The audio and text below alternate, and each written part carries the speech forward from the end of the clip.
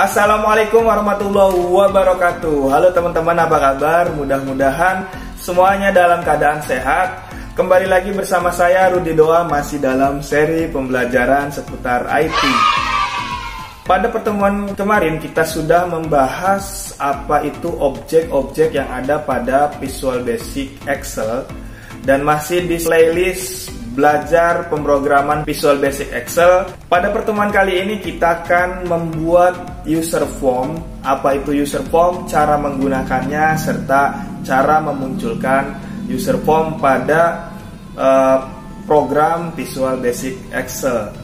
Oke, tapi sebelum dimulai, seperti biasanya tidak ada salahnya teman-teman semua mendukung channel ini dengan cara klik subscribe, lalu klik share apabila menurut teman-teman konten ini bermanfaat, lalu klik like apabila menurut teman-teman video yang saya buat disukai oleh teman-teman. Jangan lupa komen apabila menurut teman-teman kurang mengerti dengan materi yang saya berikan. Oke, mari kita dukung channel ini agar lebih berkembang, khususnya bagi pendidikan Indonesia.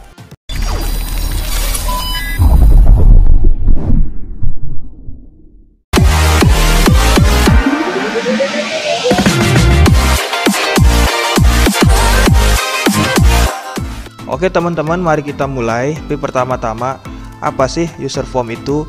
User form itu adalah tampilan user interface yang berfungsi untuk membuat aplikasi kita menjadi lebih menarik, interaktif, serta terlihat elegan. Nah, di Visual Basic Excel juga kita bisa membuat user form seperti aplikasi-aplikasi desktop ataupun aplikasi berbasis web lainnya. Oke, mari kita mulai. Yang pertama, silahkan buka Microsoft Excel teman-teman semua. Kebetulan di sini saya menggunakan Microsoft Excel 2007. Klik tab developer lalu klik Visual Basic. Nah, pada pertemuan kemarin, pada pertemuan episode 3 kita sudah membahas tentang objek dan item yang ada pada Visual Basic Excel. Nah, kali ini kita akan coba praktek membuat user form dan mengoperasikannya. Nah, kalau sudah di halaman Visual Basic Excel, klik kanan, lalu pilih Insert, lalu pilih User Form. Nah, maka akan tampil seperti ini. Kita masukkan label, kasih nama labelnya atau isi dari labelnya yaitu input data. Kita akan rubah tulisan input data ini menjadi lebih besar. Caranya kita rubah nilai yang ada di properties. Properties sebelah sini teman-teman ya. Sebelah sini. Kita cari font, lalu kita rubah nilainya 16. Oke, kita coba jalankan. Klik tekan F5 atau klik run yang sebelah sini. Sudah muncul teman-teman. Kita sudah berhasil membuat user form untuk aplikasi sederhana kita. Nah, kita pengen user form itu muncul ketika kita klik tombol ya teman-teman. Caranya seperti ini. Kita ke menu home, kita akan buat tombol dulu. Klik insert, lalu pilih shapes. Lalu kita masukkan jenis tombol yang kita kehendaki ya teman-teman, tidak harus sama dengan saya. Tombol seperti ini. Kita edit sebentar, outline-nya kita hilangkan, warnanya kita rubah menjadi warna hijau. Klik kanan, edit text. Di sini misalnya tampilkan. Nah, di sini sudah. Lalu kita ke menu tab developer lagi, kita ke Visual Basic lagi. Klik kanan pada project kita, lalu masukkan modul. Nah, modul itu adalah kumpulan kode-kode kumpulan kode-kode makro yang dijadikan satu di dalam modul. Kita akan buat script untuk menampilkan user form kita melalui melalui tombol atau melalui button. Caranya sub tampilkan, lalu enter. Lalu kita buat user form 1 titik show.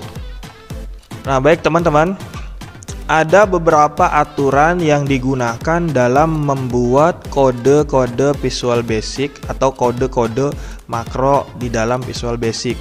Yang pertama, kita harus membuat sub dulu, sub prosedur dulu.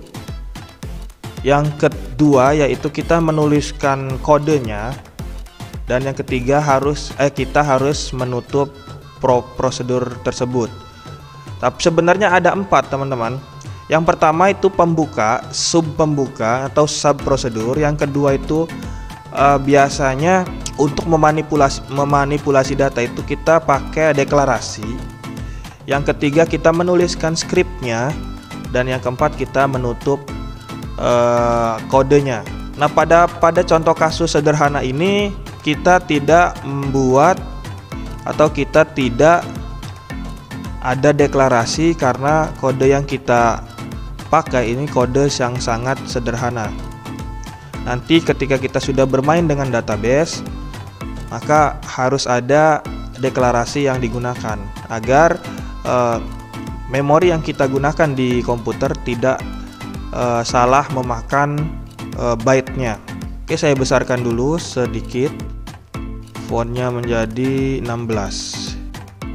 Kalau kurang besar, kita tambah lagi fontnya menjadi 18. Oke. Kodenya seperti ini teman-teman. Sub tampilkan. Nah, saya membuat sub prosedur tampilkan yang perintahnya user form 1. User form 1 itu user form yang sudah kita buat, yang ini. Titik show. Nah, saya pengen menampilkan user form 1, lalu end sub. Kita selesaikan prosedurnya. Kita keluar dulu dari Visual Basic. Kita klik kanan pada tombol, pilih assign macro atau assign macro, klik kanan. Kita pilih kode tampilkan, lalu kita oke.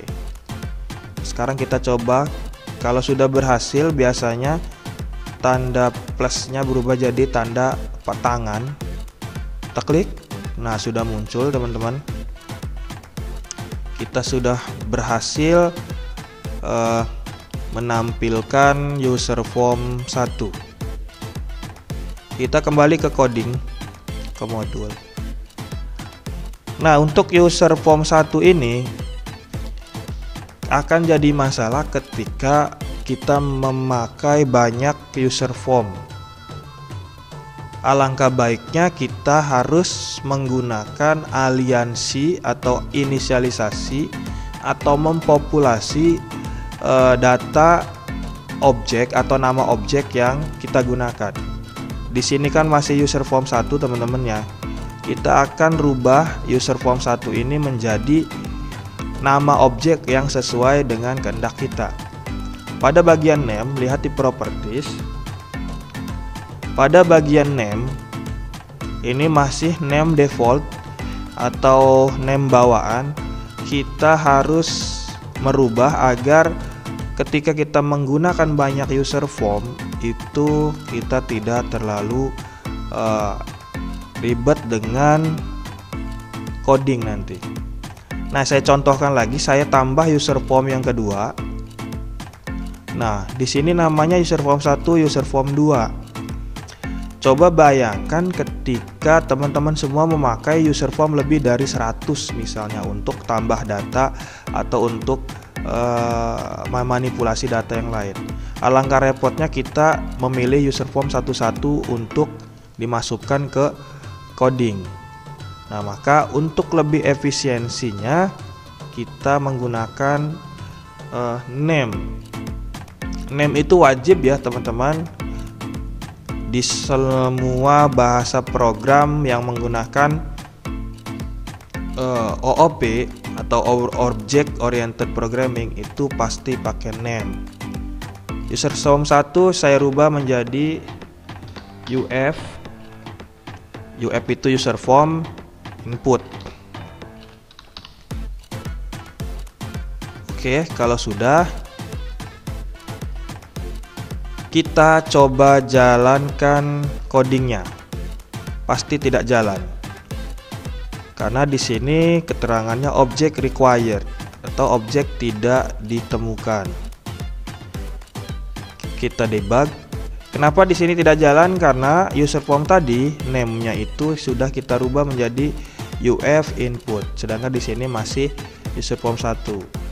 Maka tidak jalan ya, karena sub tampilkan ini memanggil barang atau orang yang namanya user form 1. Sedangkan di sini tidak ada orang yang namanya user form 1. Yang ada hanya UF input dan user form 2. Maka saya rubah, saya pengen memanggil UF input.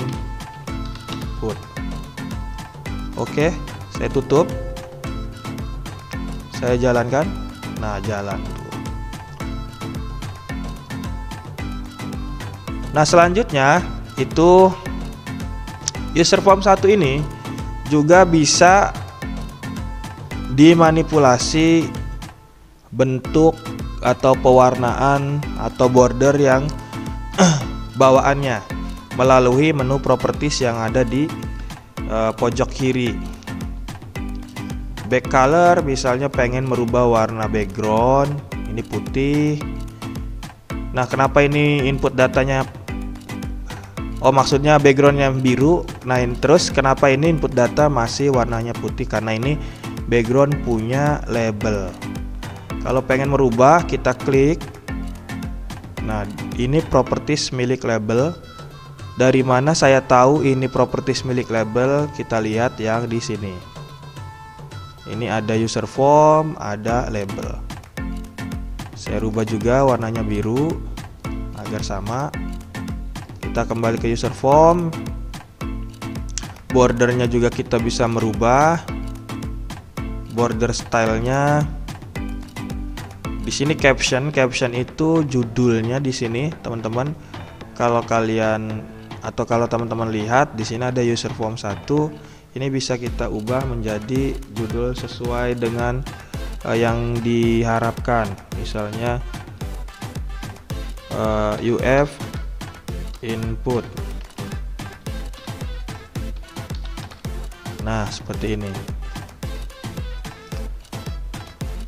Terus banyak teman-teman di sini bisa memasukkan gambar juga di user form. Contohnya gambar mana nih? Nah, gambar ini misalnya background itu bisa. Picture align ini untuk memposisikan gambar, pengennya di mana, kiri kanan atas bawah atau tengah. Picture size ini untuk merubah ukuran gambar. Terus zoom juga, width untuk menentukan lebar ini lebar user form. Terus font untuk merubah huruf, nanti for color untuk merubah huruf, warna huruf. Head untuk merubah ukuran tinggi dari user formnya. Terus mana nih? Masih banyak lagi teman-teman. Di sini sesuaikan properties yang dikehendaki. Oke, kita keluar, kita coba jalankan. Nah, sudah jalan teman-teman. Inilah cara menggunakan user form di Microsoft Excel. Nah, pada pertemuan ke depan di episode 5 kita akan belajar membuat aplikasi CRUD. Yang pertama kita akan belajar tambah data dan mencari baris kosong di Microsoft Excel. Oke, sekian video kali ini. Mudah-mudahan video ini bermanfaat. Dan mudah-mudahan harapan kedepannya teman-teman semua bisa membuat aplikasi berbasis Microsoft Excel dengan bantuan makro dan visual basic. Tetap semangat belajar, terima kasih yang masih mengikuti. Yang terakhir, jangan lupa bahagia, tetap semangat. Wassalamualaikum warahmatullahi wabarakatuh.